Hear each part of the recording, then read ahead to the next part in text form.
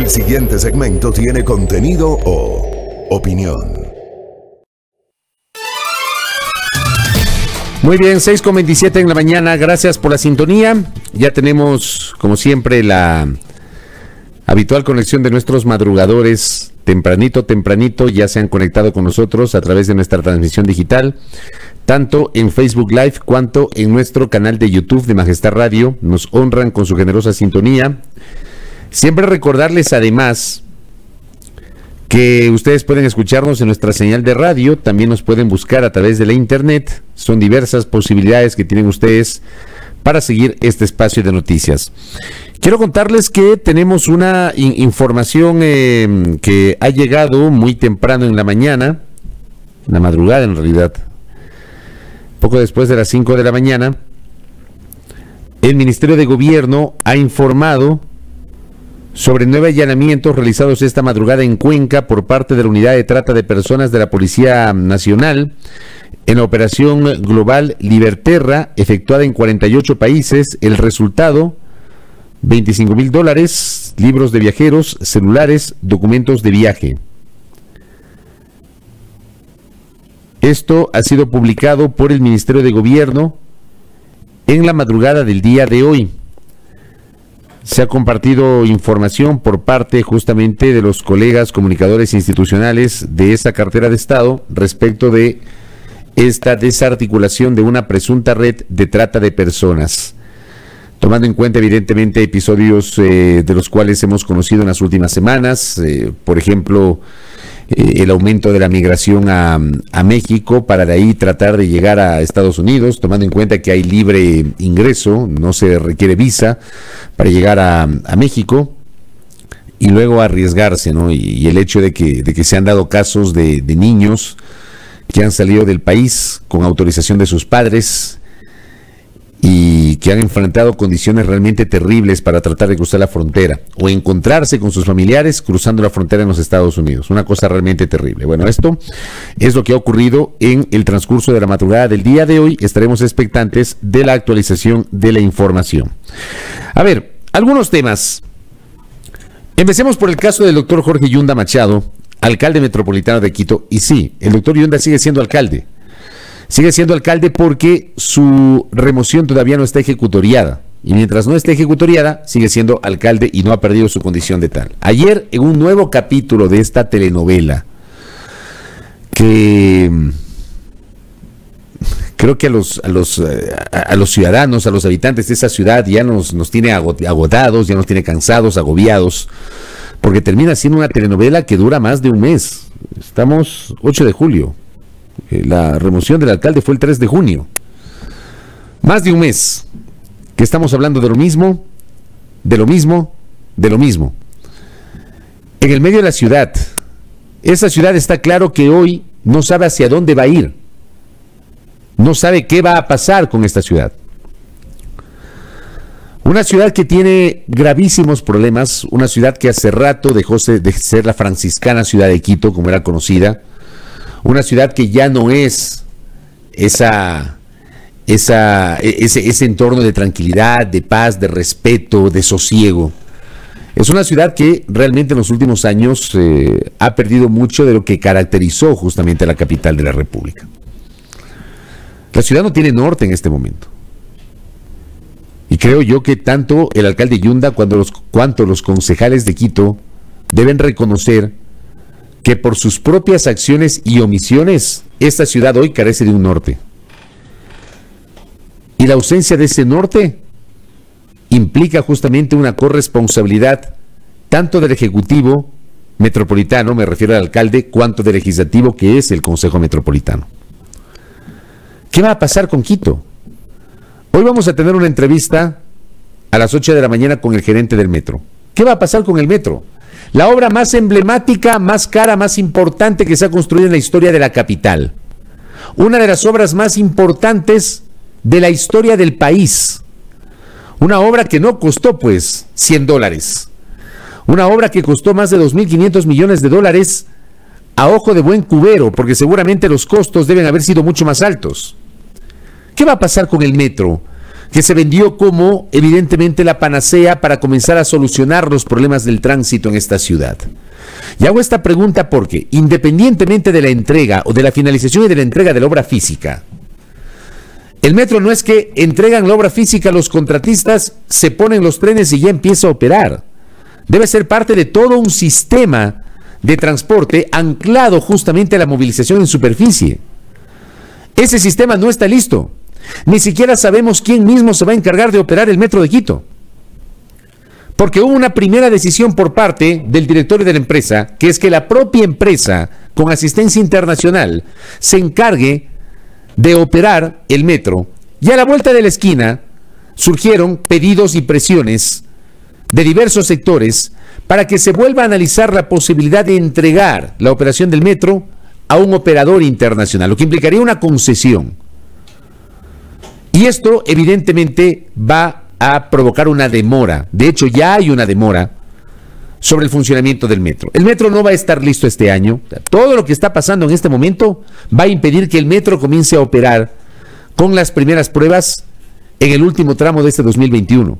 Porque en la planificación inicial se había ofrecido para los primeros 2 o 3 meses del 2022 que ya los usuarios iban a poder utilizar y trasladarse de un sitio a otro pagando la tarifa correspondiente. Pero no está nada listo. Todas las cosas que son muy importantes para el funcionamiento del metro no están. Y esto está atado justamente a la crisis que está viviendo la ciudad. Las calles de la ciudad de Quito están hechos pedazos. Hechos pedazos. O sea, creo que no hay calle, no hay sector de Quito que no tenga problemas. Yo el día domingo que estuve en el ciclopaseo, puse un par de fotografías. Cuando las puse yo me refería, y decía en mi cuenta Twitter, me refería justamente y consultaba a los ciclistas urbanos por el tema de las subidas. ¿Cuál subida es más compleja? ¿De la Galo Plaza Lazo? ¿De Carcelén hasta el Parque de los Recuerdos o de la Kennedy hasta el Parque de los Recuerdos? Pero claro, posté un par de fotografías que se veía hecho pedazos la calle. Y en realidad la gente empezó a comentar justamente el estado de las calles. Esta es una responsabilidad del Ejecutivo Metropolitano, representado en el señor alcalde, e instrumentado a través de la Empresa Pública Metropolitana de Obras Públicas. ¿Qué pasa con la ciudad? ¿Qué pasa con la ciudad? Y como he dicho en varias ocasiones, el alcalde empezó bien con algunas ejecutorias. Hubo los hechos de octubre de 2019 que fue muy criticado. El alcalde volvió a salir por sus fueros durante el inicio de la pandemia y después las cosas se complicaron porque empezó a ser parte de una investigación por presuntos actos de corrupción. Pero más allá de eso, ¿qué pasa con la ciudad? ¿Hacia dónde va Quito? Quito en este momento no tiene norte. Quito no tiene un proyecto de ciudad. No tenemos certeza de en qué va a terminar todo este lío jurídico, político-jurídico, al cual a quienes vivimos en la ciudad, quiteños y chagras, nos tienen abocados tanto el alcalde Yunda cuanto los concejales, con declaraciones en uno y en otro sentido, con recursos en uno y en otro sentido. Ayer la justicia, a través de un juez, le otorgó medidas cautelares al alcalde, según la disposición del juez, que suspenden provisionalmente la remoción hasta que las medidas cautelares sean ratificadas o desechadas por la Corte Provincial de Justicia. Esto es un proceso. Entonces tendremos más días de incertidumbre. Y sobre este tema que ocurrió ayer hay múltiples opiniones.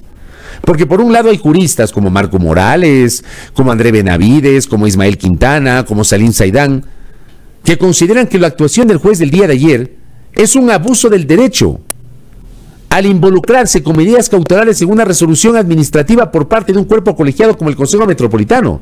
Pero por otra parte tenemos juristas como el doctor Javier Aguilar, como Estefanía Grunauer, que han salido en defensa de esa resolución que favorece los intereses del alcalde metropolitano. Vean, yo me quedo en la mitad y yo digo que se resuelva la crisis del municipio lo antes posible, porque esta ciudad no da para más. Esta ciudad necesita un norte.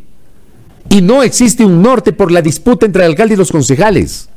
No tiene un norte porque la atención del señor alcalde tiene que ver con qué va a pasar con su remoción. ¿Se va a concretar o no se va a concretar esa remoción? Y si se concreta, ¿qué va a pasar con Quito? Y si no se concreta y el alcalde sigue en funciones, imaginémonos ese supuesto no consentido.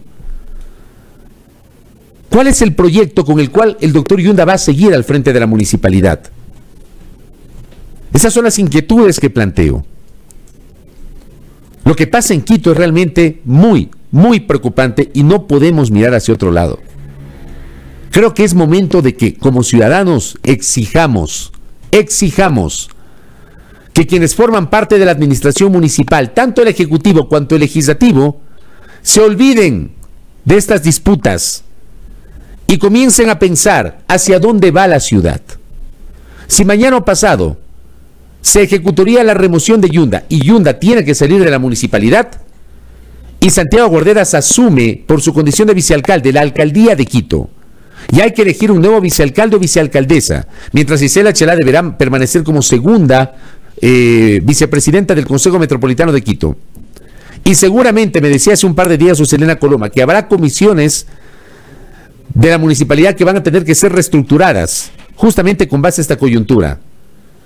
Seguramente habrá cambios en las gerencias de las empresas públicas, municipales, habrá cambios en las administraciones zonales. O sea, no es que se sienta mañana o pasado el doctor Guarderas y por arte de magia va a cambiar la cosa. Todo esto es un proceso, pero yo quiero saber hacia dónde van. ¿Cuál es ese proceso? ¿Qué es lo que van a hacer? La ciudad está paralizada por la disputa política, paralizada por la indefinición. Los ciudadanos que habitamos en Quito necesitamos certezas de hacia dónde va esta ciudad. El otro día yo hice un comentario absolutamente exagerado, era una exageración.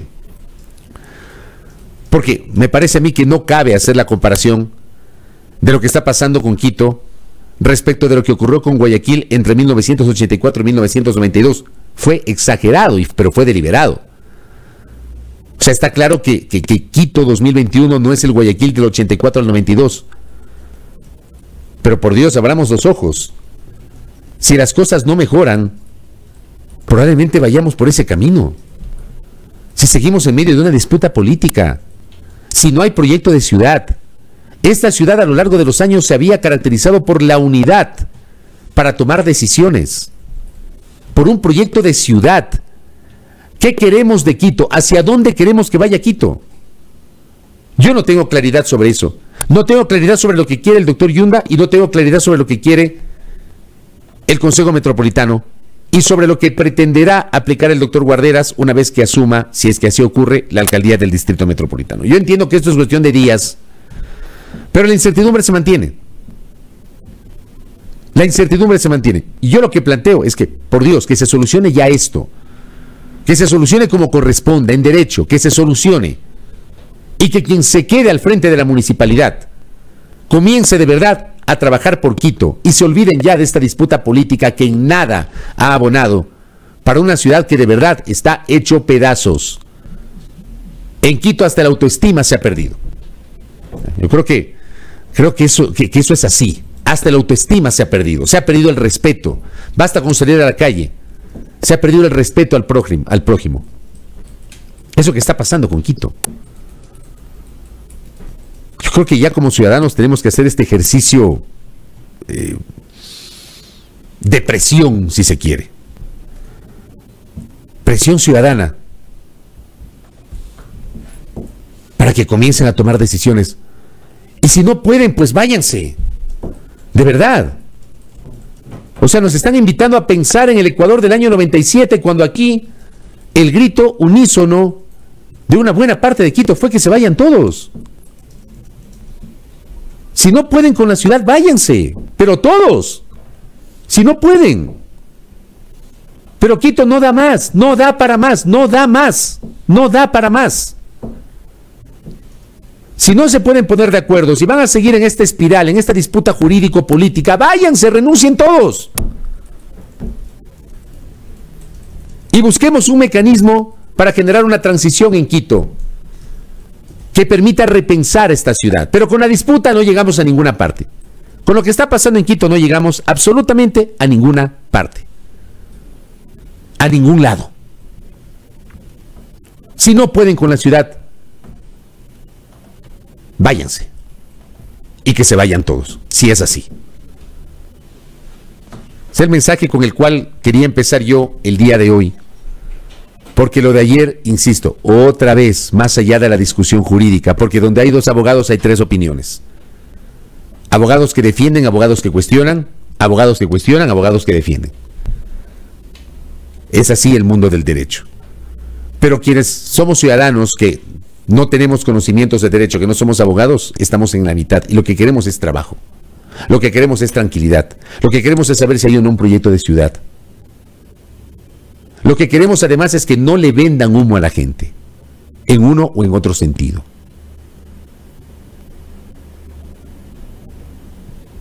Llamar a la cordura a la clase política. Y reitero, si no pueden con Quito, váyanse todos, si no pueden con Quito. Den un paso al costado y busquemos la posibilidad de generar una transición, porque la ciudad está yéndose al despeñadero. Cierro el tema de Quito. Hoy, en la agenda de la sesión del Pleno de la Asamblea Nacional, querida audiencia, consta como segundo punto del orden del día, después del himno nacional, conocer y resolver sobre el informe no vinculante respecto del informe anual de labores del expresidente de la República del Ecuador, Lenín Voltaire Moreno Garcés. El portal Primicias el día de hoy publica una nota escrita por la querida colega Estefanía Celi. Iniciativa de juicio político contra Lenín Moreno con poco futuro. La Asamblea Nacional, dice la nota, revisará este 8 de julio, hoy, el informe de la Comisión de Régimen Económico sobre la rendición de cuentas del expresidente Lenín Moreno. El documento sugiere que la Comisión de Fiscalización analice un posible juicio político contra el exmandatario en la Asamblea por los repetidos errores en su informe anual de gestión. El informe deberá ser tratado en el Pleno y aprobado con al menos 70 votos. De llegar a concretarse el pedido de juicio político en el Pleno, sería la primera vez que el Parlamento intente oficialmente enjuiciar a un expresidente. Desde el retorno a la democracia nunca ha habido un intento de fiscalizar a un expresidente de esta manera, sobre todo porque el principal resultado de juicio político es la censura y destitución, algo que ya no tiene efecto sobre quien no ostenta el cargo. Sobre Moreno no cabría la destitución, pero sí la censura, de ser el caso. Además, la Constitución solo habla de juicio político al presidente en funciones. Es otra discusión. La Constitución no dice un juicio político contra un expresidente, pero aquí también la propia Constitución establece que los funcionarios serán sujetos de control político por parte de la Asamblea Nacional hasta un año después de haber finalizado sus funciones. Tampoco ha llegado a concretarse ningún juicio político contra presidentes en funciones. Abdalá Bucaram, Fabián Alarcón y Lucio Gutiérrez tuvieron amenazas desde el Congreso, pero al final sus gobiernos terminaron por otras vías. En el caso de Abdalá Bucaram lo declararon incapaz mental para gobernar sin fórmula de juicio político, con 44 psiquiatras de 77 diputados que se reunieron en el Congreso Nacional de la época entre el 5 y 6 de febrero de 1997, sin permitir que el presidente de la República se defienda. Y en el caso de Gutiérrez, igualmente, Gutiérrez estaba en Carondelet y sin embargo los reunidos en Ciespa, los diputados aprobaron una resolución a través de la cual declararon la vacancia del cargo por abandono del poder del presidente, cuando el presidente estaba en el Palacio Nacional. Así dice la historia, el 20 de abril del año 2005. En el caso de Alarcón, bueno, Alarcón fue elegido presidente interino, designado, no elegido, designado presidente interino, una figura que no existía en la Constitución, fue legitimado 3 meses después a través de una consulta popular, tuvo amenazas, pero no pasó nada. En general, dice la nota de Primicias, los anuncios de juicio político se quedan en eso, anuncios. Un estudio entre 1979 y 1995 halló que en ese periodo hubo 190 amenazas de juicio político, pero solo 38 se llevaron a cabo, todas contra ministros o exministros. La pregunta del millón: ¿es posible enjuiciar políticamente a un expresidente? La Constitución y la ley no prevén el enjuiciamiento a expresidentes, aunque sí a exministros hasta un año después de que dejen funciones. En el caso de que fuera viable, solo hay 3 causales para iniciarlo que no incluyen la falsedad ideológica que dice el informe de la Comisión de Régimen Económico. Por delitos contra la seguridad del Estado, por concusión, cohecho, peculado, enriquecimiento ilícito, por delitos de genocidio, tortura, desaparición forzosa de personas, secuestro u homicidio por razones políticas o de conciencia. Vilma Andrade, de Izquierda Democrática, señala que el juicio político a Moreno no es legalmente posible. Mientras UNES impulsa justamente esa idea, Ana Cecilia Herrera, miembro de la Comisión de Régimen Económico, sostiene que aunque la Constitución no prevé este tipo de fiscalización a exmandatarios, deberían enviar el pedido a la Corte Constitucional para un pronunciamiento. Yo comenté esto la semana anterior, el lunes. El lunes comenté justamente el tema de Moreno. El martes, me parece, entrevistamos en este espacio a Pavel Muñoz, que votó a favor de este informe aprobado por la Comisión de Régimen Económico. Y yo voy a rectificar lo que dije el lunes, sobre todo luego de leer la nota del portal Primicias. El pretender llevar a juicio político a Moreno es pura venta de humo y no va a pasar nada. Absolutamente nada. Porque claro, en la propia nota se establecen los temas jurídicos, pero yo tampoco veo músculo o escenario político para llevar adelante una interpelación contra Lenín Moreno, quien se fue totalmente campante el 24 de mayo sin responder ante la historia sobre los errores y omisiones de su administración. El haber convertido a su gobierno en el gobierno de los anuncios que no se concretaron. El haber tenido un manejo terrible y cuestionable de la pandemia.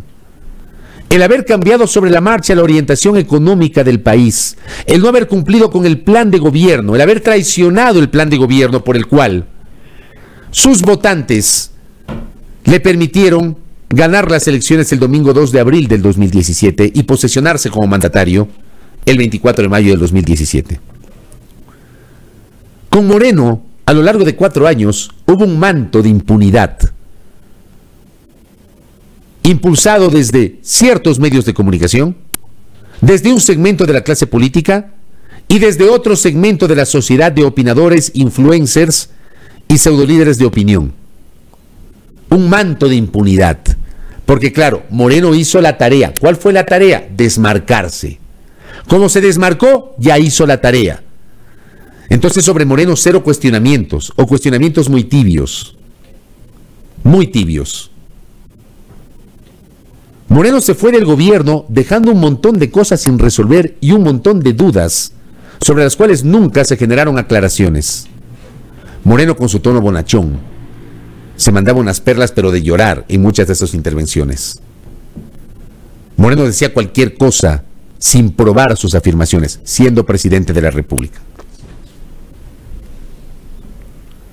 Moreno es tal vez el personaje que nos ha gobernado desde 1979, que con más evidencia hacía todo lo contrario de lo que decía, o decía todo lo contrario de lo que hacía. Moreno lideró un gobierno, si se puede llamar liderar al menos en el papel, porque en la práctica está claro que no lideró el gobierno.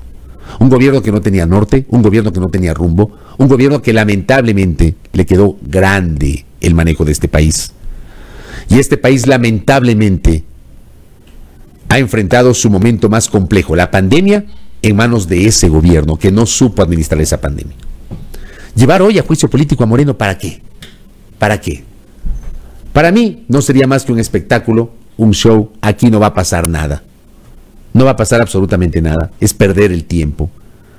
Cuando los legisladores, más bien, ciertamente, quieren fiscalizar, fiscalicen cosas que me parece podrían ser mucho más efectivas, mucho más tangibles. Se me ocurre algo. En este momento, ahorita, la Asamblea Nacional debería tomar nota del anuncio generado en las últimas horas por uno de los voceros del Instituto Ecuatoriano de Seguridad Social.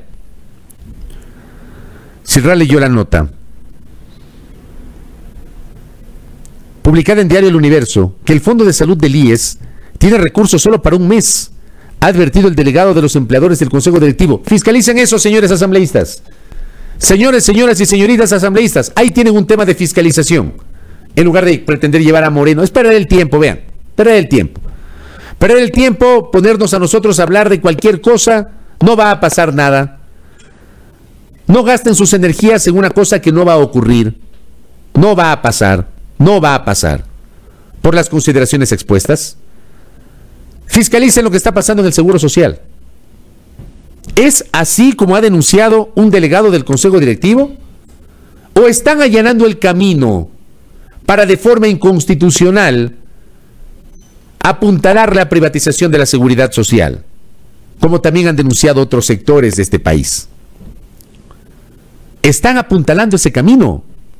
Hacia allá van. La Asamblea Nacional está obligada a fiscalizar este tema, a pedir inmediatamente información ya, ayer mismo, hoy. La Comisión Legislativa del Derecho de los Trabajadores está obligada en este momento a pedir información, a convocar al presidente del Consejo Directivo del IES, ya que le rinda cuentas a la Asamblea Nacional sobre esta realidad. Si es así, ¿qué va a pasar con el Seguro Social? ¿Qué va a pasar con el IES? Estos son temas potentes para ser fiscalizados. ¿Quieren fiscalizar? Fiscalicen el plan de vacunación, pues. Desde su propio inicio, en el gobierno de Moreno, y el plan 900 que lleva adelante el gobierno del presidente Lasso. Hacia allá debería ir la fiscalización. Ya el tema de Moreno, vean, es venta de humo y es papel quemado, como se dice popularmente. De verdad, es perder el tiempo. Lo de Moreno ya, es perder el tiempo. Y no va a pasar nada justamente porque no hay voluntad política. Si lo hubiese habido en su momento, como correspondía, debieron haber llevado a acciones tanto en lo político cuanto en lo judicial. Y en lo judicial no pasó absolutamente nada, pero nada de nada. Nada de nada. Y en este país se generaron los distractores, ¿no? Porque esa fue la lógica del gobierno de Moreno, distractores. Había una polémica e inmediatamente apareció otra cosa para que nos obligan a que como sociedad hablemos de otros temas y nos olvidemos de lo que estaba pasando. Con INA Papers, con GEA, no pasó absolutamente nada. Nada de nada. El gobierno de Moreno fue incapaz de solucionar la crisis del sistema carcelario. El gobierno de Moreno desarticuló el Ministerio de Justicia, Derechos Humanos y Cultos. Pero ya está. Ya a estas alturas fiscalizarlo, a mí me parece que es papel quemado. Fiscalicen lo que está pasando hoy. Les convoco respetuosamente, señores legisladores, señoras legisladoras, señoritas legisladoras, respetuosamente, fiscalicen lo que está pasando en el Seguro Social. Sería realmente grave que se confirme aquella alerta generada por uno de los miembros del Consejo Directivo. ¿Quieren fiscalizar? Analicen el decreto ejecutivo emitido ayer por el presidente Lasso respecto de la orientación de la política petrolera del sector hidrocarburos. ¿Qué va a pasar con el sector de hidrocarburos? ¿Quieren fiscalizar? El presidente Lasso ayer ha anunciado que los contratos de participación, de los contratos de prestación de servicios migrarán a contratos de participación. O sea, vamos a volver al mismo estatus antes de 2007 con el tema petrolero. Fiscalicen cuánto le rindió al Ecuador los contratos de prestación de servicios y cuánto le va a rendir al Ecuador los contratos de participación. Fiscalicen si la intención es volver al 80-20, 80 para las empresas privadas, 20 para el Estado, o 82 para las empresas privadas, 18 para el Estado. O si vamos al 50-50, en el caso de contratos de participación. Fiscalicen. Ahí tienen materia para fiscalizar, no pierdan el tiempo con Moreno. Lo de Moreno es un saludo a la bandera. Va a ser un saludo a la bandera. Yo, créanme, como en el póker, pago por ver si es que la Asamblea hoy toma una decisión respecto del tema de Moreno. Para mí, como dicen popularmente, un dicho muy popular y coloquial sería gastar pólvora en gallinazo. Fiscalicen lo que realmente le interesa al ciudadano común, que es esto que estoy mencionando.